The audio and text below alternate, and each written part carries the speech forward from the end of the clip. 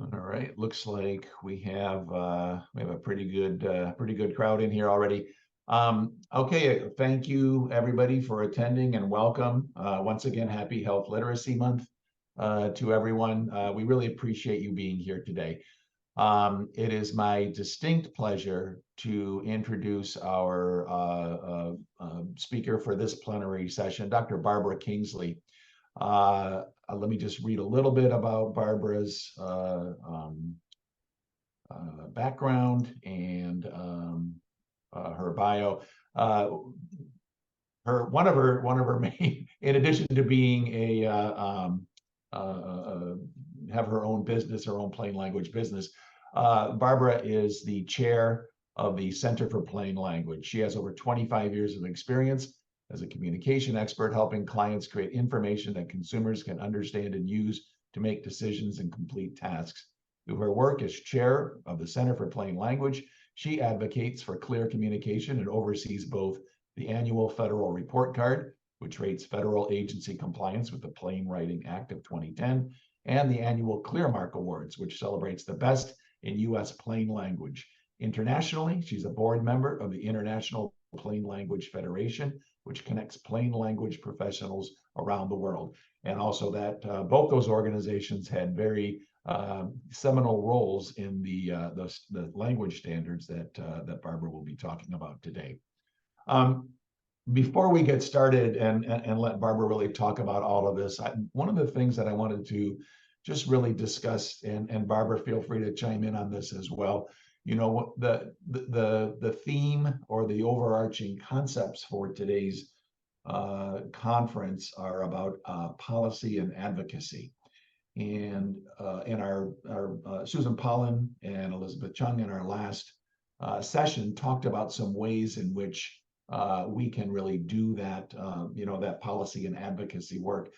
Advocacy is really about advancing an issue, and in the case of what we're talking about, this is health literacy, plain language, really just kind of removing a lot of those barriers so that we get to that situation of health equity and comprehension and understanding.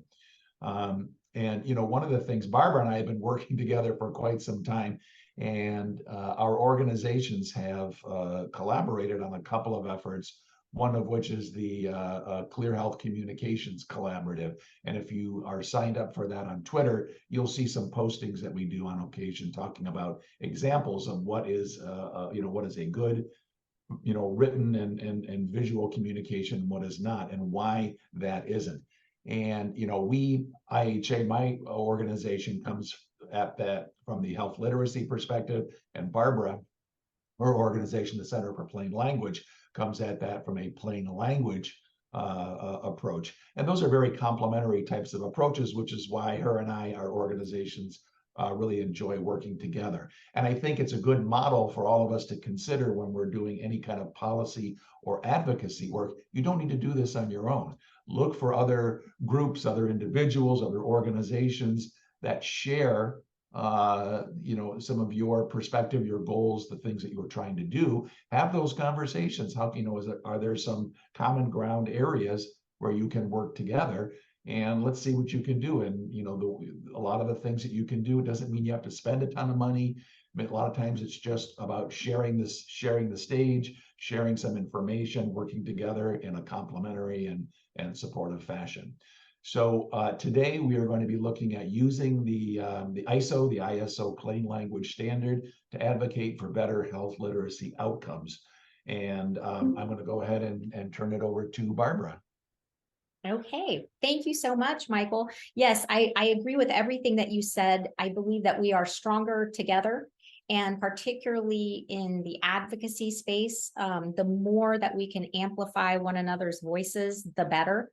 And I think of it a bit like a Venn diagram. We at the Center for Plain Language, we're not health or health literacy experts, but we care a great deal about health and health literacy outcomes. And so by joining together with IHA, I think that we can make our impact much stronger. So one way and one tool that I think we can start using to, again, increase our impact is the new ISO plain language standard. So in this session, I'm going to talk about the standard and how you might be able to use the standard to advocate for better health literacy outcomes, which is what we're all hoping to get here. So I want to start by just introducing this concept of a standard for language. What is the standard? Why a standard? And then how do we use a standard? So we're going to go through each of these aspects because I know that as we have worked on this ISO plain language standard for many years now, and I'll talk a little bit about the history, these are the types of questions we get, which is, why plain language at all? And even if you have plain language, why do you need a standard for it? So we'll go through each of these questions during our session today. So I want to start with why plain language. And one positive thing I would say is that I don't feel that I have to make this argument as much now as I did 20 years ago.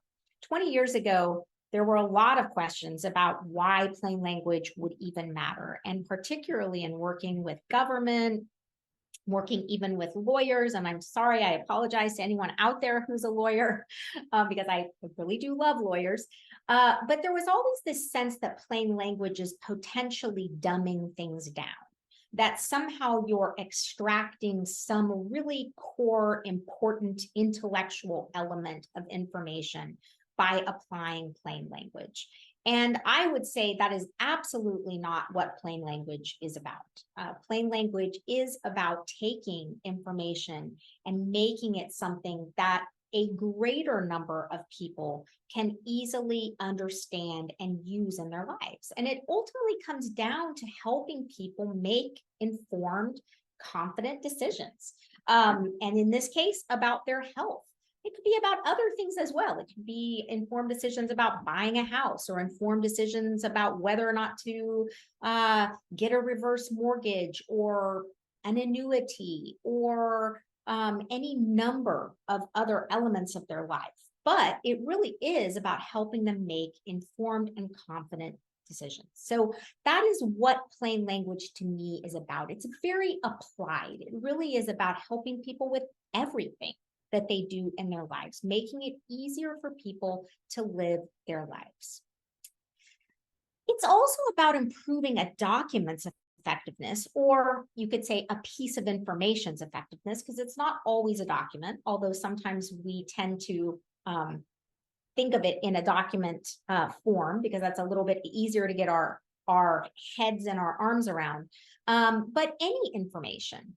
Plain language improves how information performs.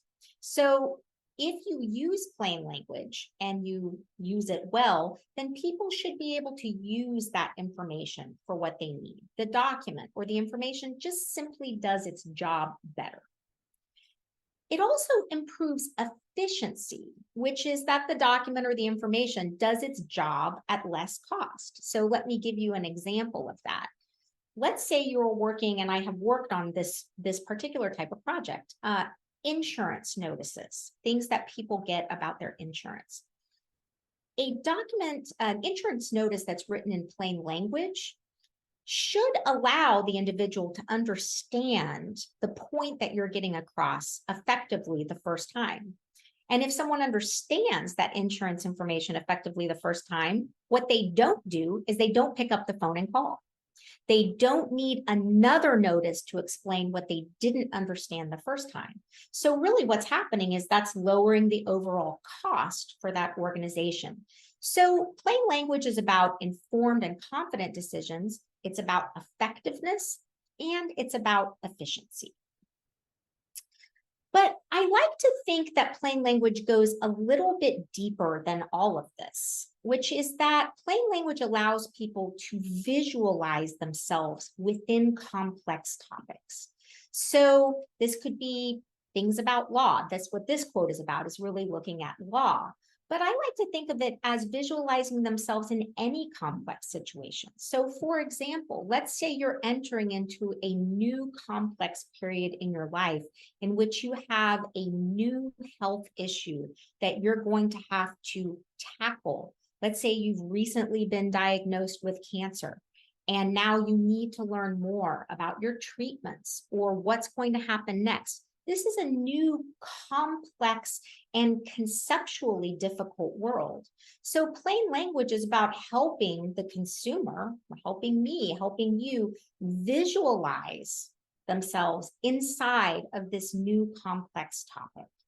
And this is really important because it's about helping get to just outcomes. So what we want to do is we want everybody to be able to attain that visualization, not just people who are academically smart, not just people who have a PhD or a master's degree, but for every person. And that's really the justice element of plain language, that we're really opening up these complex topics to everyone.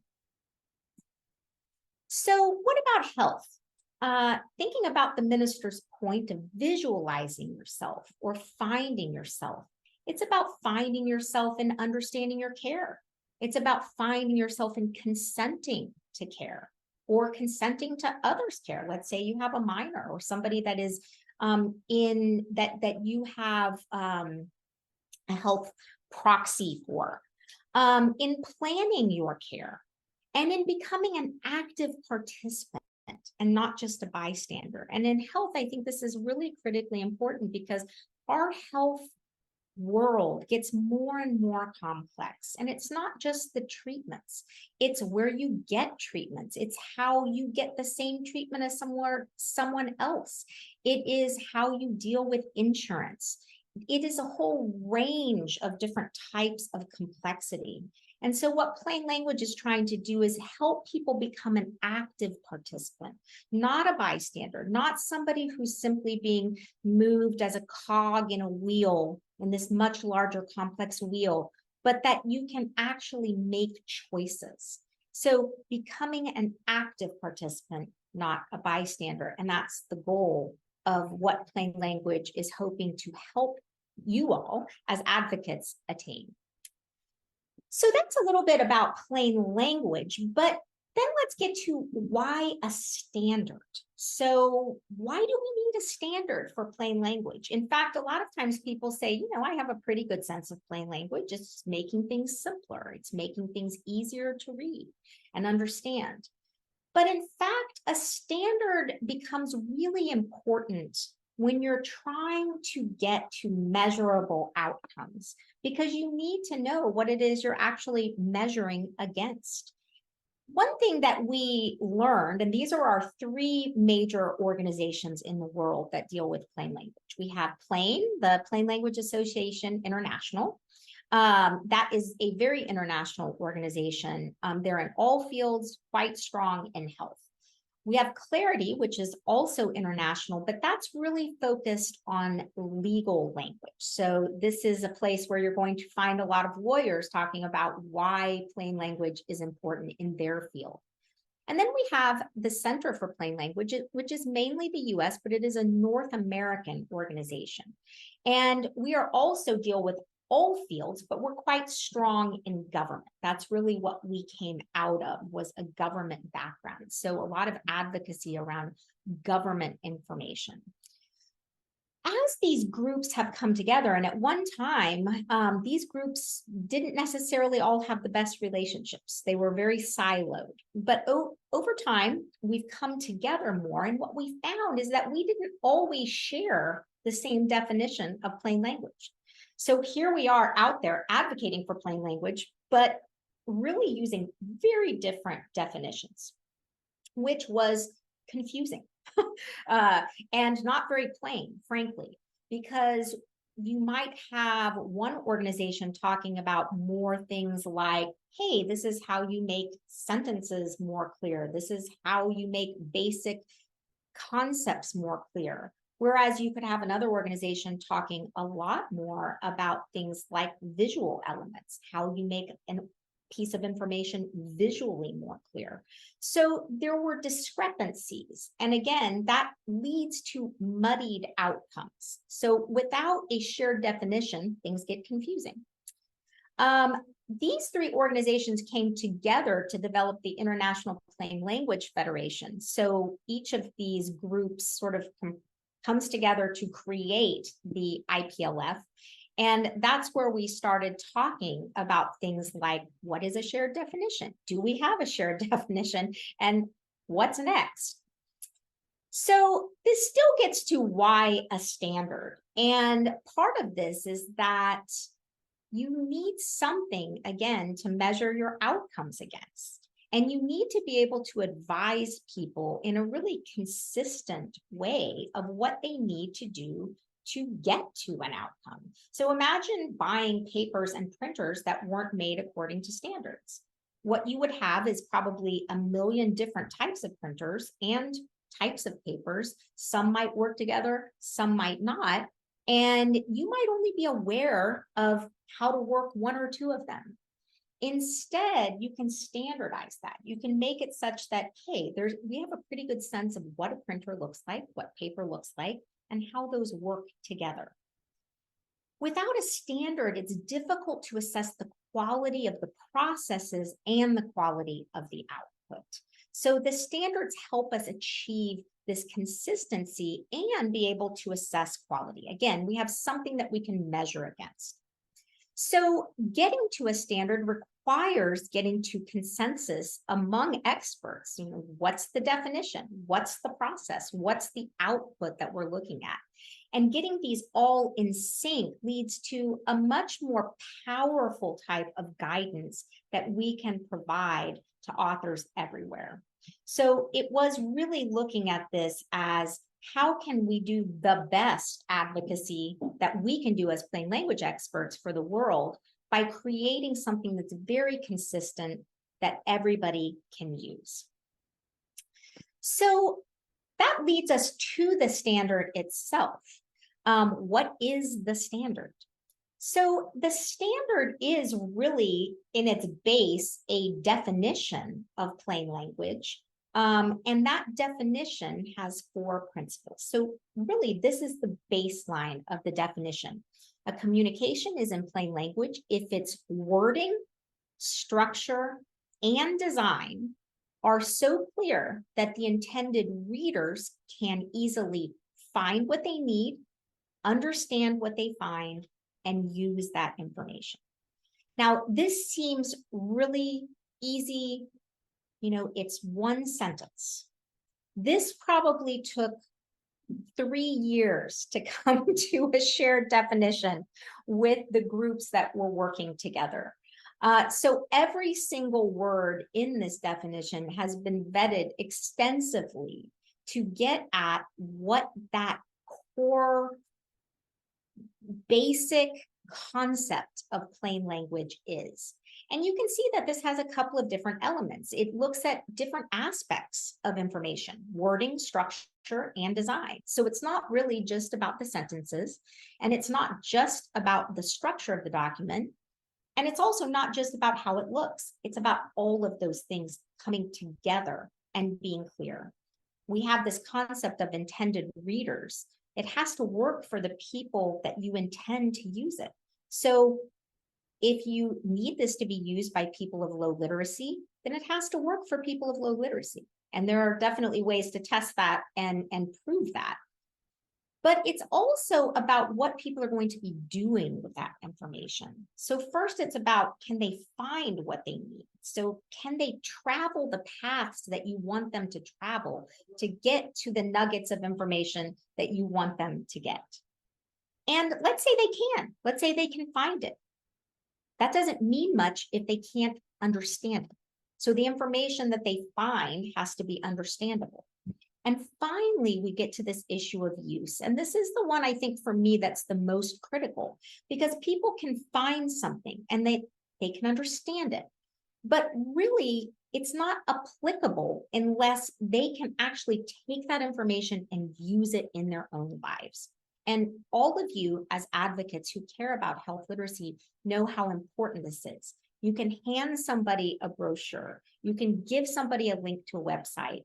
You can even make that clear. But where the rubber hits the road is, can they then use that information in their own lives so that they can become, again, an advocate for themselves, so that they can enter into this very complex world and approach it appropriately for themselves. So that's the basic definition of the standard. I'm going to go into kind of, this is what it looks like. So if you look out on the ISO website, you can go through, you can see, this shows the guidelines, and each one of those you can go into and learn what's underneath the guideline. And we're going to talk a little bit more about that. But now this all exists. So starting from the definition, it was then working down into each of these principles and really building those out so that you have this very strong baseline for what is this thing called plain language and how can one achieve it and how can one measure against it. I'm going to talk a little bit about the different principles that are within the standard. So the first is this concept of finding what someone needs. So this is really, can they weave through the paths that you want them to weave through and get to where they need to get. And as you can see, this was agreed on at the Clarity Conference in 2014. And this was just, the ISO standard was just passed in June of 2023. So you can see that we've been at this a long time, just agreeing to what all of these terms mean. Let's talk about finding information. So what I'm showing you here are the elements that the Center for Plain Language uses in its assessment of information. And these fit under the finding area. I'm not sharing with you the actual ISO standard because that needs to be purchased by you. However, all of these elements track right into the ISO standard. And it's important to know that the ISO standard didn't just appear out of nowhere. It really was, again, about building consensus and coming out of what we all as organizations know and use when we are developing plain language information or assessing information for being in plain language. Each of these different criteria, which I'm going to show under the principles, are all part of the center's assessment methods. And we use this for our annual ClearMark Awards. So when we give awards every year for the best in plain language, these are the criteria that we use. When we assess federal agencies every fall with our federal report card, these are the criteria that we use. So it all really locks together in terms of what we do at the center in terms of plain language and how that relates to the ISO standard. So we're really looking at things like, what are the reader's needs? Is the information structured to meet those needs? Do you put the most important information up front so that people don't have to go through a lot of other ancillary information to get to what they need? Is it sequenced in a way that makes sense to readers? And in some ways, this is about, do you give them information that helps explain something and then give them deeper information about that? Because sometimes we flip it. Sometimes we try to give them deeper information before we define something, which is simply confusing. So we want to be able to create scaffolding within our information so that people understand the big topic, the big conceptual elements, and then understand what goes underneath that. Does the information use visuals like typography, formatting that help people find what they need? So things like headings. We know that headings help people find the information that they need because they can skim, and we are all naturally skimmers. That's what we do. We're busy people. We want to find what we need quickly, and things like headings can help us do that. So there's a lot here around simply, we haven't even gotten into, do they understand the information fully? We're just looking at, can they find what they need?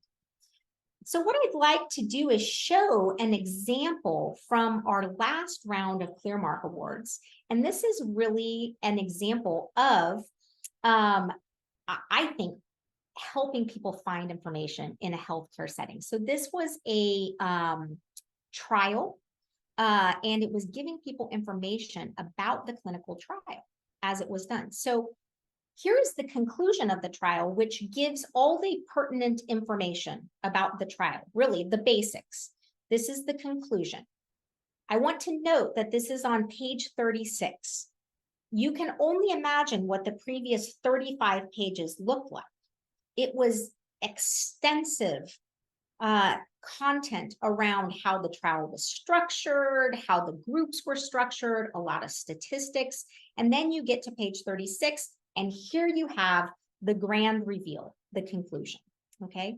Not very easy to find that for someone who may want to be able to find this information. As you can see, it's also written in a difficult way for most individuals. This was the redo of this.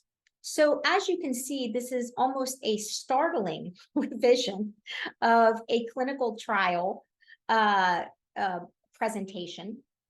And it gets right here on page 1, the main questions of the trial and the main answers. So the conclusion, it's brought up front, it's made the main idea. Thank you for taking part in this clinical trial. Here's what we learned right here on 1 page. Now, there were more pages after this, and they could go and learn more about the research that they took part in. But I think this is just a really stunning example of how we can help people find important information. We don't have to rely on the old models. We can rely on new models that help people get what they need more quickly and more easily, help them find the information. So let's go back to our standard, because the next element is understanding. And again, we could help someone find the information, but if we don't focus on helping them understand it, we've only gotten part of the way there. So again, this was agreed on at the Clarity Conference. So we get to this next element, which is understanding. And I want to note that understanding is often what people think of as plain language alone. That this idea that if I give somebody something and it's simple for them to understand, then it's in plain language. I would say that is certainly an important consideration, but it's not the only consideration, as we can see. So understanding. The first part of understanding is, have we reflected an understanding of our readers? Do we know who they are, their language skills, cultural background, subject matter knowledge? Again, if we create something for the understanding of a person with a college degree, then we haven't necessarily created it for the understanding of someone who hasn't finished high school. If we create something for someone who has high proficiency in the English language, then we haven't created it necessarily for someone with low proficiency. So we really have to get at this concept of, who do we want to use this? Who's going to be using this? And then have we developed it for their understanding? We want to look at why people would want to read this. I mean, are they doing it to complete a task, make a decision, understand a topic, or achieve some other purpose? And then finally, does it meet the reader's needs and purposes?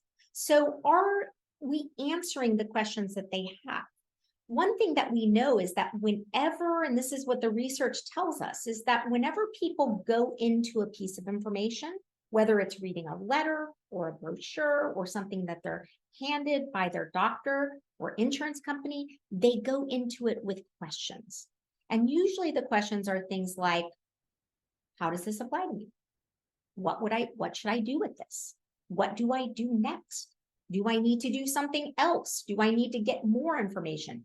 People have all these questions bubbling up in their minds when they look at information, and we have to try to answer those. And that's what plain language is also about in developing understanding, is answering the questions that your intended readers have.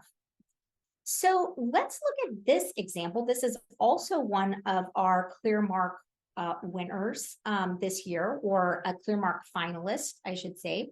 So this was the September 11th Victim Compensation Fund. You can just simply read through the first one, and I think what you'll find is that it's quite difficult to understand. It's a lot of legalese. It is not necessarily written with the intended reader in mind. It reads much more as though it would be written for a lawyer. This determination is in accordance with the requirements of the Never Forget the Heroes, blah, blah, blah, blah, blah, blah. This sounds like something that would be pulled out of a regulation. So this is a letter that's going to a claimant. And we can assume that the claimants are a whole range of people of different levels of literacy, of different cultural backgrounds, and yet this is written as though it needs to be interpreted by a lawyer. This is the rewrite that they presented. We've completed the review of your claim. Your award is $20,000. This is the question that a reader would have when they get this letter. Their primary question is going to be, did you complete my review and what am I going to get? They don't care about whether the claim was deemed filed for the purposes of Section 405(b)(3) of the statute. That may be legally something that you have to include, and perhaps you want to do that as an appendix to the letter, but that letter needs to clearly give the information that a reader needs and given to them in a way that they can understand. So I thought this was an excellent example of how we can establish understanding, really cutting through the information to get intended readers the content they need in the way that they need it. And finally, we have use. So this is, again, this rubber meets the road. How does the person take the information that you've given them and use it in their own lives? So we want to enhance real world use. We want to think about what people are doing in their real world lives so that we can create information that they can use. A lot of times this is almost anthropological in nature. You know, where is somebody getting this? Are they getting it in a busy waiting room? Or are they at home where it's quiet and they have more time to focus? You want to create something that can work within the environment that your real world user is in. Again, we want to enable people to live better lives and visualize themselves in the process. You want to ensure that it's culturally appropriate so that they can use it within their life, okay? So that it's not something that is off-putting, but something that they can bring in to their world. You also want to test your information. So are you testing the information to ensure that it can be used? If something is intended to be used in a very busy waiting room, I would suggest testing it in a very busy waiting room. Can someone sit and read this and use it? Can they go through the iPad and check the right boxes in that waiting room and be able to get to the answer that they need?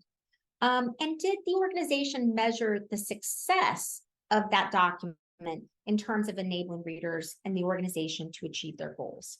And you'll see sometimes these say the entry, and that's because we use these in our ClearMark as part of our ClearMark criteria. So just didn't want anybody to be confused by that. So in this, we're really, again, looking at, have we jumped from they can understand it to we can ensure that they can actually use it for those effects that we want them to have. I thought this was a very good example of an organization that really took to heart this concept of trying to get something that someone could actually use. So this is about safe sleep for your baby. And this was a before and after in our ClearMark Award. And as you can see, the before is not terrible. That's what's so interesting to me about this particular example, is that when I look at the before, I think that's a pretty good before. You can see that they tried to use visuals. They've given some very specific instructions. They've used methods of sentence constructions that are easy for people to understand. But when you look at it next to the after, you can see there was still a lot of work to be done. So they had a good first shot at this, but they then endeavored to make it even better. And the way that they did that was through testing this document and really seeing how people were responding to some of these elements. Did they understand the visuals? Did they understand how these how the information related to the visual, were things presented in a way that made it clear enough to a person that is dealing with this particular situation, somebody with a newborn, to be able to understand safe sleep. So I think this is quite a nice example of how we can continue to refine our products to get them even more to a place where an intended reader can actually use the information for their own needs. So what's next for the standard? The next is that the standard will be shared. That's what we're doing right now. So standard has been passed by ISO. It exists. It's out on their website. It is now about helping socialize the standard out in the world. It's important that everybody know that the standard is not a style guide. A lot of people think that it is, that somehow they can use this standard and get, stylistic answers. It doesn't do that. It lays out, again, the scaffolding of that definition. How can people find information, understand it, and use it? And it does that at a high level. It works in all languages. That was very important, that this be a language neutral standard. So you're not going to see things in the standard that are specific grammatical constructions that one might want to use, because then it would not be language neutral. So it's really about information in a much larger sense of how we construct information for our users. And it's for guidance. It's not mandatory. There is no plain language jail that you'll be taken to if you don't follow the standard. But it is guidance that can be used as you develop materials within your organization and for the purposes that you have in advancing health literacy and advocating for better policy outcomes. It is voluntary for countries to adopt it, and countries are adopting it, and that's how the ISO standards work. They go out, then countries adopt them, and then they can adapt them. Countries can come up with different methods of how they choose to present this to their citizens.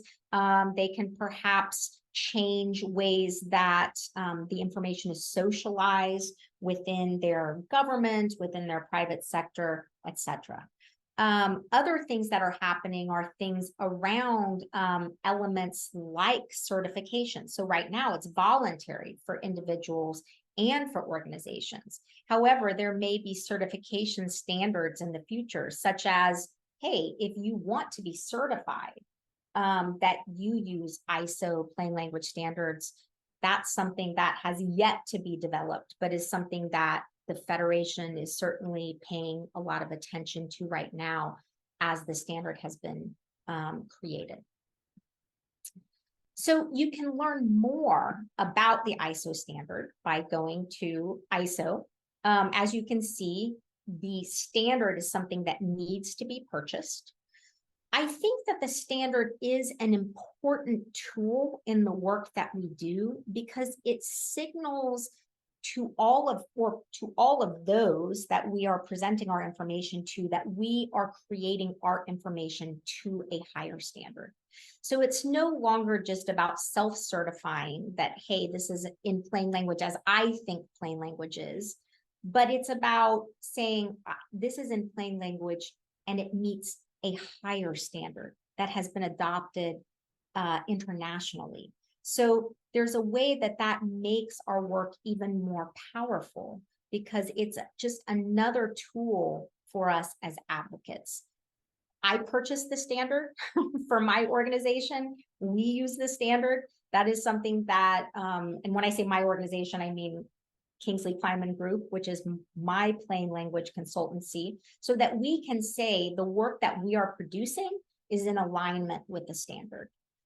This is something that's important to us because it shows, again, that we are meeting a higher standard that has been established by the experts. And I think this can be something that is important for all of you as advocates. So purchasing the standard might be a next step. This is not a hard sell that I'm trying to give you here, but it is something that you might want to consider as part of your work. So now I'd like to take any questions. And it looks like we do have at least one question, but Michael, I guess I'll throw that over to you if you want to guide us. I'll earn my keep for this session here. Well, first of all, I just want to say thank you, Barbara. That was a wonderful session, and I think one of the one of the visuals that you gave me that I'm going to take with me and use is the notion of plain language jail. I think there's quite a few people that have to be cuffed and tossed into the slammer there. But thank you. This was a very enlightening session. But yeah, we do have a question, actually two questions, and these are both from Cynthia Bauer. Before we do that, Barbara, somebody did ask if you could put a link to how to purchase the standards in the chat box. So if you sometime before we finish up in a few minutes, if you could. Yeah. First question is, how will the U.S. federal plain language guidelines change because of the ISO standard? Yeah, so that is something that we are working on right now, Cynthia, and thank you for that question. So as you know, the standard has been in development for a while, but it wasn't passed until June. So right now, what we're doing is ensuring that the guidelines that we use for, say, our federal report card, the Center's federal report card, will match up with that. And so that's something that we have been paying attention to, particularly this year as we're going into our federal report card, to make sure that we're in alignment with the standard. So that's something we're doing internally at the center. Now, there's this bigger question of the actual Plain Writing Act. And that's federal law around the use of plain language. It's questionable whether that will change. Obviously, that took a long time to get that passed, and it only covers certain aspects of plain language and compliance within the federal government. However, there have been some rumblings over the last year or two of a new law that would be brought in to replace the Plain Writing Act. That has gotten some traction, but has not yet obviously been passed. So there could be some changes to that based on the standard. Since the standard was developed as part of these three organizations, and again, the federation that encompasses the three organizations, it's really about now voluntarily whether, let's say, people proposing a bill to Congress would take in that information and use it. And I hope that they do, because I think it would only show that they're really paying attention to plain language and the real underlying structure of it, as opposed to just using plain language as kind of a nice, like, hey, it sounds great to have plain language, but really being in compliance with what the experts in the world think of as plain language. Thanks. And there was a second question here from Cynthia, but before I do that, just to encourage everybody, we have a little over 5 minutes left in the session. So if anybody else has any other questions, if you could type those into the Q&A box, that would be great. So the second question that Cynthia had was, she said, I noticed the use of reader in the basic definition. Is there a reason to limit this to reading? Yeah, that is an interesting quirk to this, that it's a reader. Personally for me, I've always used the word user because I think it's less limiting than reader. And I think there's this concept that somebody must be reading it to understand. And I think that is limiting from a health literacy perspective personally. So I would take this a little more in the spirit as opposed to the letter of the law, which is, I look at it as if somebody's encountering the information, and they may be somebody of quite low literacy and not able to read in the way that we would think of as reader, they need to be able still to find information, understand it, and use it. So I think that's a really good kind of technical reading of that, Cynthia, and I appreciate being able to clarify. Right. And again, if anybody else has a question, go ahead and drop those into the Q&A. I have to say, I am very heartened and very optimistic as we as a field and as sort of a shared field of health literacy and plain language continue to develop and make available these standards, because I think, we all have sort of a shared goal, which is to achieve equity. And whether that's health equity, if it's just, an equitable situation where we can all live and thrive and do well in our lives in terms of obtaining information and achieving our goals. And to the extent that we can all use a shared set of standards so that we are all moving in that same direction, I think just it not only adds to the professionalism of the field, but I think it also makes us all better in terms of what we do when we use this shared knowledge and shared input from all different sorts of subject matter experts. Let's leverage the knowledge of the group, right? So that we can all, move together toward our our mutual goals. And this is really, when we're developing any kind of material, or we're really, moving forward, I think there's always sort of this tendency for us just, to do a total brain dump. Here's everything I know about this. It's like, yeah, that's not really where we want to go or what we want to do. We want to, as you said, Barbara, let's address what the real questions of the users are. Audrey Riffenberg, our buddy Audrey, has a question here. Says, great info, Barbara. Can you talk about the copyright limitations and how the standard can be used? That's a great question. Go ahead, Barbara. Yeah, so this is copywritten. It is owned by ISO, which is, a unique situation for all of us, because certainly we've had standards, we've used kind of our own standards in the past that have not been copywritten. So I believe that this needs to be used with attribution to ISO. I don't think you could take these standards and simply present them as like your own criteria, but you could certainly use them as an addendum to things like reports or documents and say, look, this is where with attribution, this is how we evaluated this, or this was the basis of how we developed. We have one more question, list of guidelines, checklist, or more of a tool. So, it is a little more, it's set up like guidelines. So it's not so much a tool for content creation, although I could see how someone could use it in that way. I would look at it as something that is creating these guidelines for somewhat like best practices in content development, but could also be used at the back end as a way to validate what you've developed. Studies on the new standards to validate the information, no, that is something that is definitely upcoming. However, this was based very deeply in the research that's already been done. So this was coming out of research-based evidence of plain language. So it wasn't just what we think is good, but what has been shown to work.